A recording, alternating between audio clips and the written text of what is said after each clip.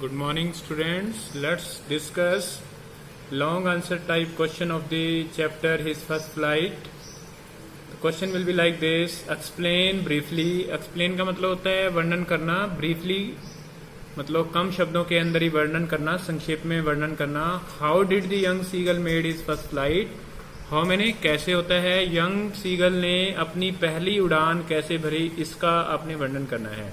अब ये क्वेश्चन है, ये इस प्रकार से भी इसकी लैंग्वेज है वो हो सकती है. Justify the title of the story his first flight.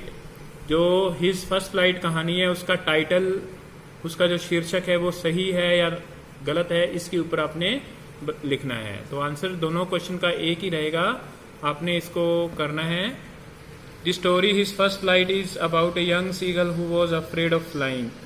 जो हिज फर्स्ट फ्लाइट कहानी है वो एक यंग सीगल के बारे में है जिसको, हु का मतलब क्या होता है, जिसे, who was afraid of flying, जिसको उड़ने से डर लग रहा था. His family members had left him alone in his ledge.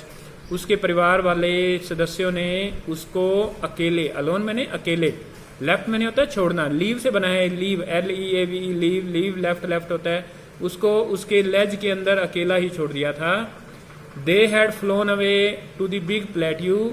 उसके जो फैमिली मेंबर थे, ये दे आ रहा है फैमिली मेंबर्स के लिए, दे हैड फ्लोन अवे, वो वहां से जा चुके थे, उड़ के जा चुके थे. टू द बिग प्लेट्यू, नीचे पठार के अंदर, Midway down opposite of the Cliff, और वो पहाड़ी के दूसरे सिरे के ऊपर समुद्र के अंदर बीच में जा चुके थे.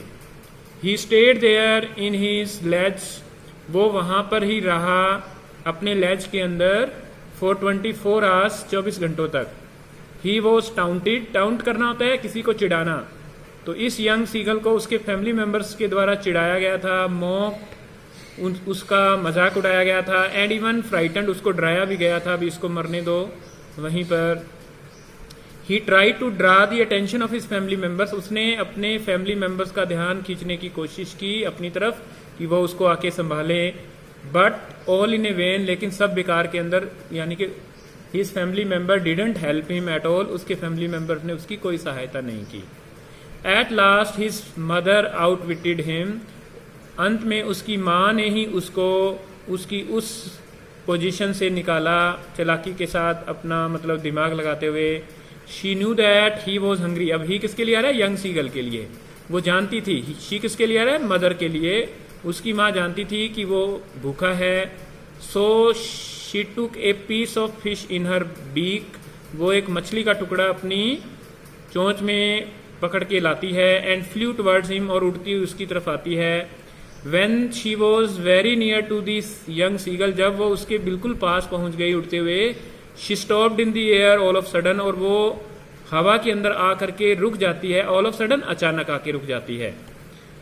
लेकिन आगे क्या होता है, this force the young seagull to dive out. लेकिन इसके कारण यंग सीगल ने बाहर की तरफ है वो डाइव लगा दिया, जंप कर दिया अपने लेज से, अपने उस होल से.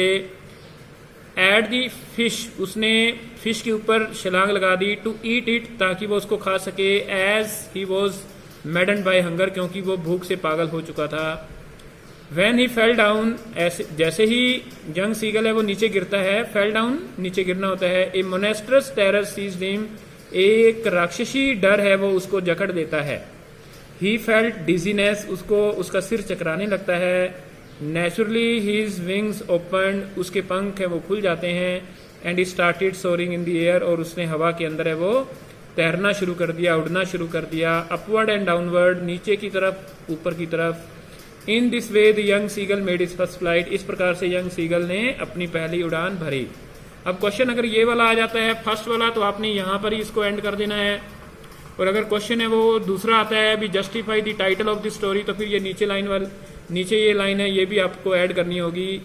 As the story is about the first flight of a young seagull, क्योंकि ये कहानी है वो एक यंग सीगल जो कि एक समुद्री पक्षी होता है, उसकी पहली उड़ान के बारे में है. Hence the title of the story, his first flight, is apt, appropriate and meaningful.